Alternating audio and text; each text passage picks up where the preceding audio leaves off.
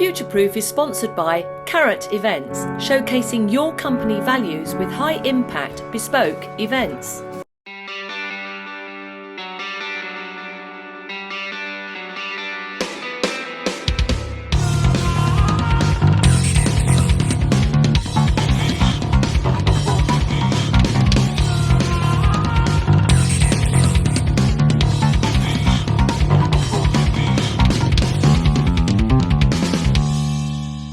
Hello and welcome back to Futureproof. Thank you very much for joining me in the studio as I continue these business programs. And if you're joining us in the first half, then you'll know that one of the questions I wanted to ask my panel of ladies, and if you've watched some previous programs, you've definitely seen them, but I've got Faiza here, Joanna here and Alison here, and they are still in the studio, and it's what is it that hacks you off? What gets you going in the business world?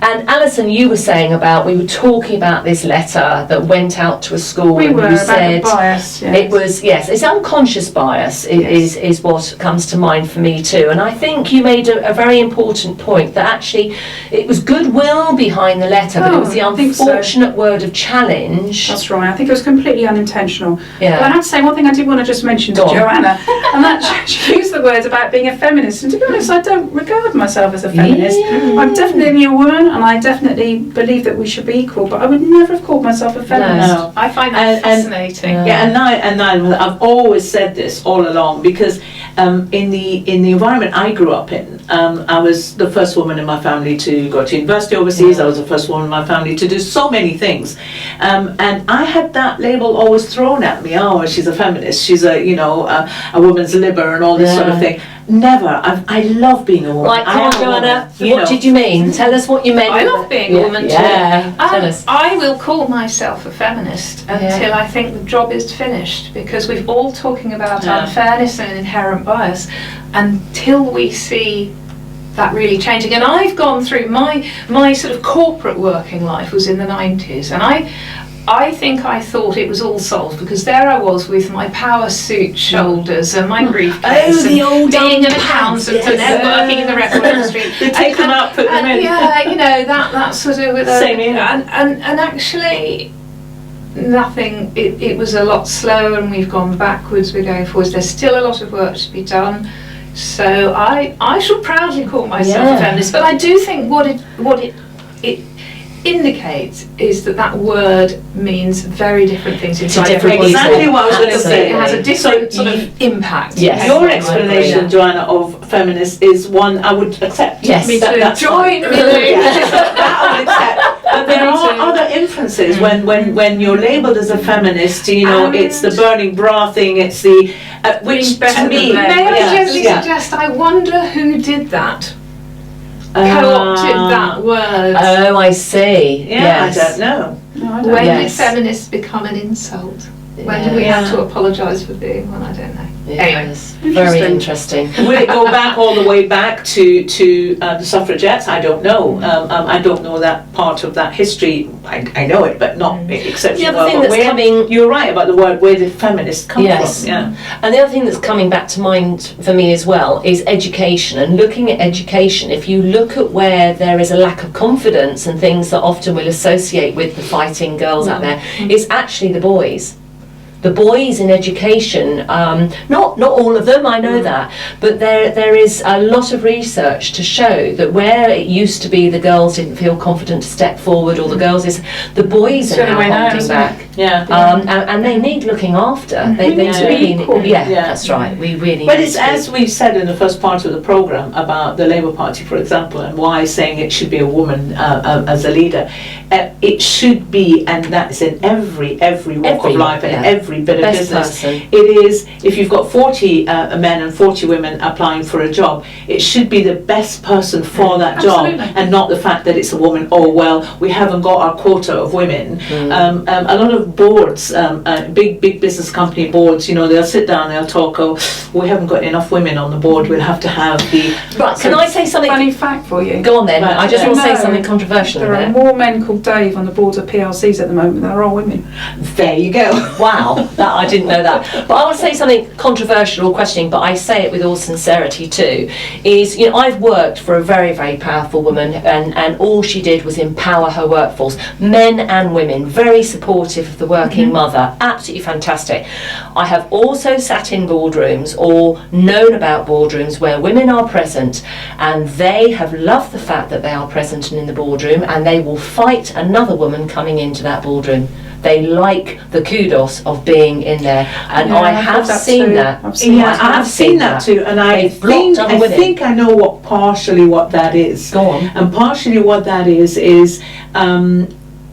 it's not necessarily the other woman coming in that they're in fear of. It's they're in fear of their position within it, because at that point they are the crème de la crème within that board.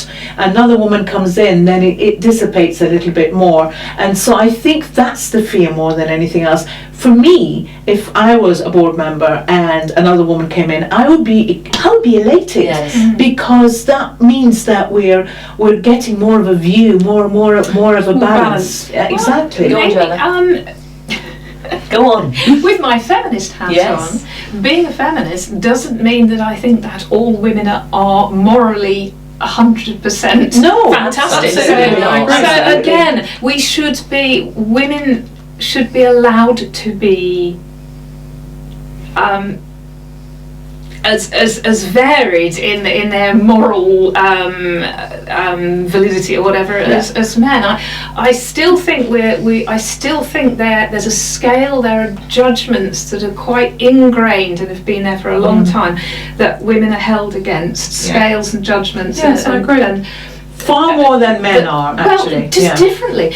Interestingly, just so you can see that I'm not completely just, a man hater or anything like that. I would encourage everybody to read. You know Grayson Perry, the potter, Yes. ceramicist. Yeah. He is a bit of a hero of mine. He's a really interesting character, and he's written a very small book called The Descent of Man. Now I've read it. Have you? And I think it's a fantastic. The Descent of Man. Yeah, and Okay. he's always summed up in newspapers. He's a cross-dressing potter, ceramicist. Right. He's married to, I think she's a psychotherapist. Right. So he's straight, but he dresses as a woman at special occasions. He's a very competitive cyclist, but he's also a designer maker. He's a ceramicist. He's very well known.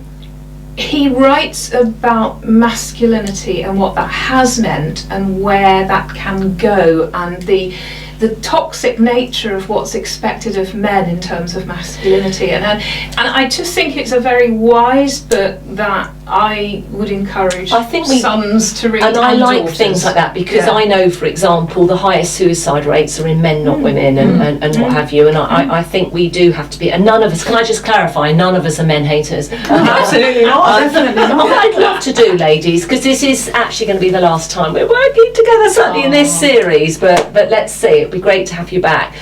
If somebody's watching, and I think you've said all three of you are strong ladies, if somebody's watching, how could you inspire them as they are facing the world of work, or maybe they're in work and not feeling as empowered as they might?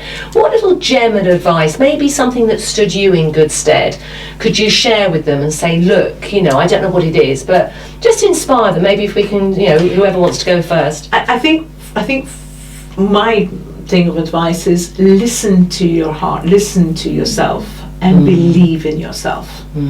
Listen to yourself and believe in yourself. Believe in and yourself. Also, when we do that, we then show other people how to treat us, which is fantastic. If we show that non-belief, then we're not taken seriously. I think that's it. Joanna?